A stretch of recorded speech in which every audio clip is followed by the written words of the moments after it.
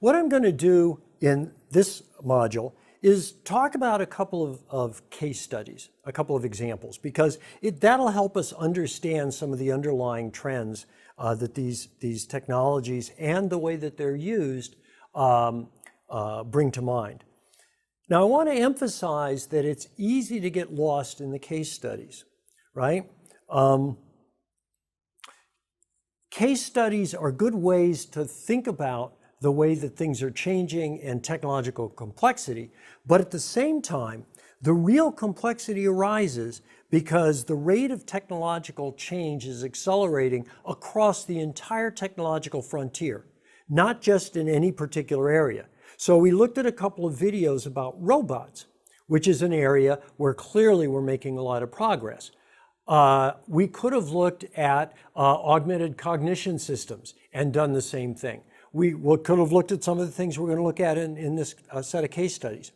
But the important thing is to understand that this change is profoundly systemic. It is going on across all technology, feeding into society and culture from that perspective. It isn't simply a matter of a this or a that. So for example, to use another set of technologies we talked about a while back, I can talk to you about birthing Neanderthals. But that is not the critical point. The critical point is that genetics is getting to the point where I can recreate past species, where in fact the present, the past, and the future in terms of organisms can become jumbled because I can begin to pull pieces of organisms, pieces of DNA from any place in that space that I want.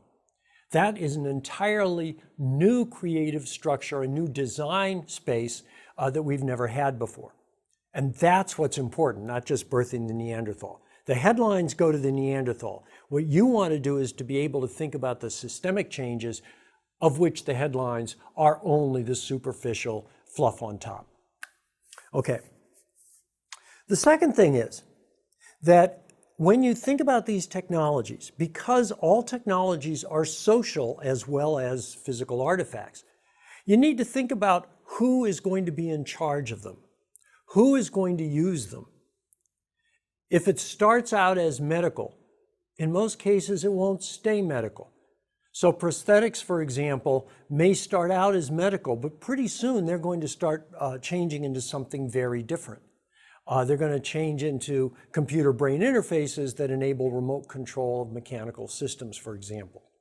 And because of that, you need to be aware of the democratization of technology and the implications that has, some of which are good, many of which are not so good. We tend to talk about democratizing technology as if it were a good thing, crowd control of technology. Well, that depends. If it's a crowd of investors financing some wonderful new medical technology, perhaps. But it could be a crowd of terrorists trying to learn how to use the technology. Be careful what you wish for. In this confused modern world, that can be quite a challenge. The other point about the controls on the technology is that it is important to understand most of these technologies require at least a base level of competence. And because of that, it's also easy to overstate the danger. So for example, can individuals or small groups cause a lot of trouble on the internet? Worms, viruses? Yes, they can and they have. Could an individual or a small group build a cyber weapon like the Stuxnet worm? Probably not. Again, remember Stuxnet was the worm that was targeted specifically to Iranian centrifuge systems, to the control software that those systems used, and no other system in the world. Building that probably required the resources and the sophistication of something the size of a state. Of course, the idea in that case, it was probably Israel and the US that developed that.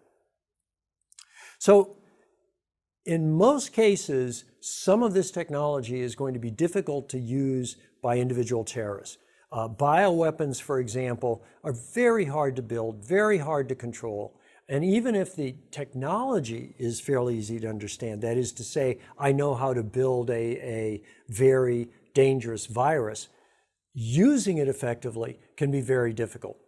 Now notice that that may not stop a terrorist, because a terrorist just wants to cause damage, because that creates publicity for him or her, and that's part of what they're looking for. Finally, a very important point. Technology is developed and deployed for level 1 reasons. That is to say, when I think about developing and deploying and selling a technology, what I'm thinking about is, what is its immediate use, and is that going to be enough for people to want to use it? Airplane, get to A to B, right? We talked about the level 1 of airplanes, of watches, of vaccines. That's why these technologies are developed. But the level 2 and level 3 implications are usually not part of the decision, right?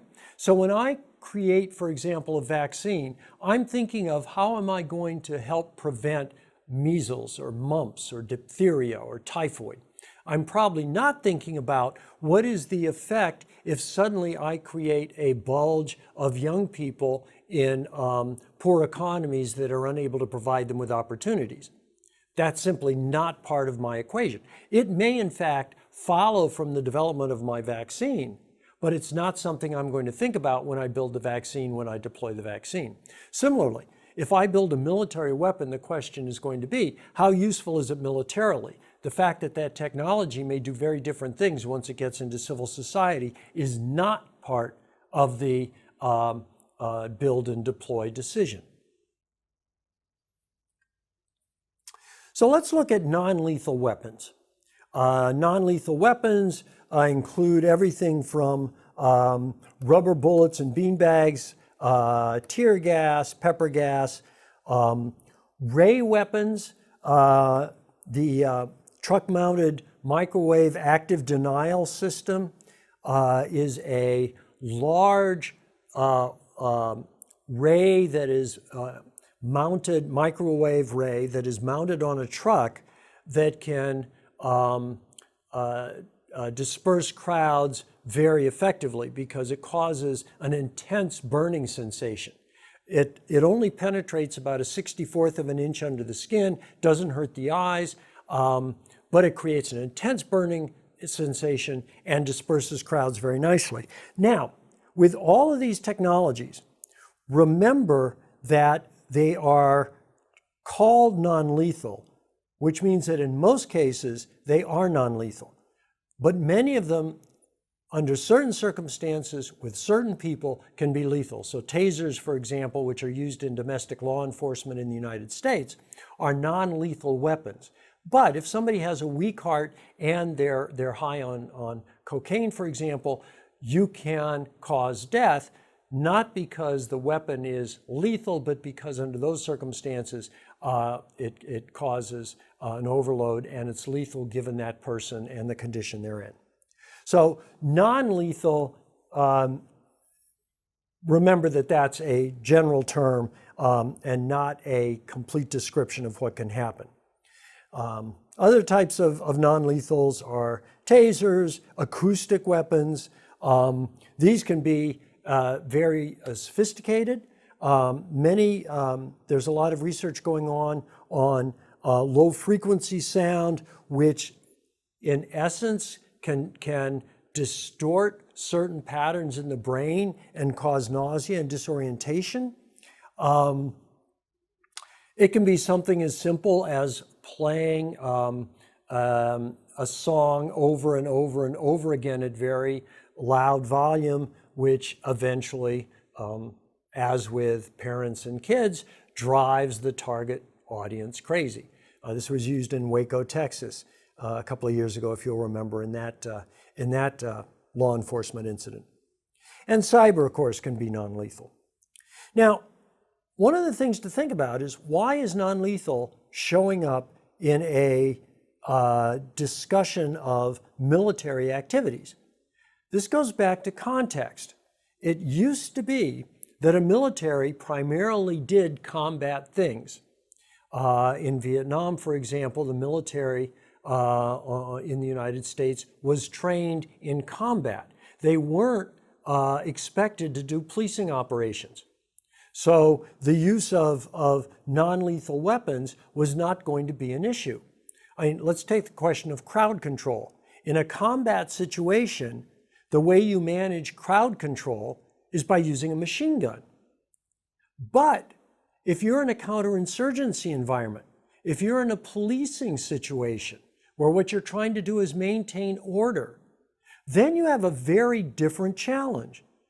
Because if you simply use a machine gun to disperse a crowd or a mob, you cause a lot of death, a lot of civilian death, and you significantly damage your ability to counter the insurgency that you're trying to fight.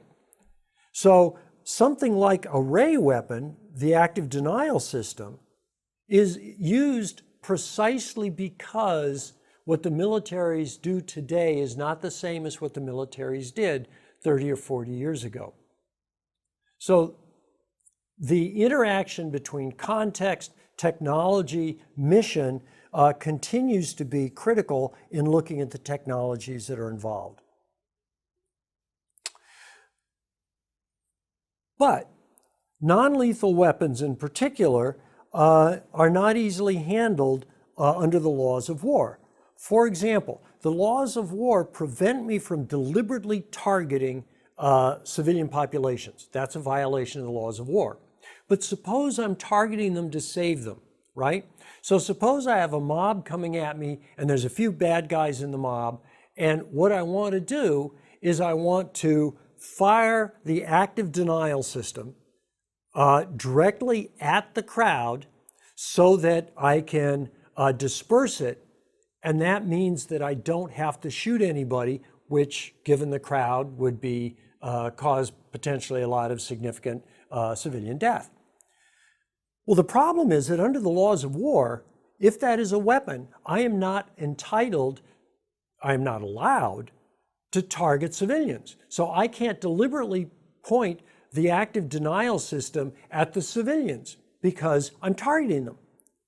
So technically, it is possible that under the laws of war, I could respond by trying to shoot the bad guys, even if it caused civilian death.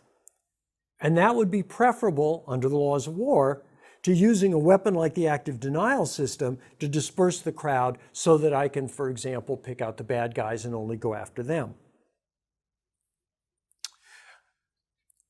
Okay.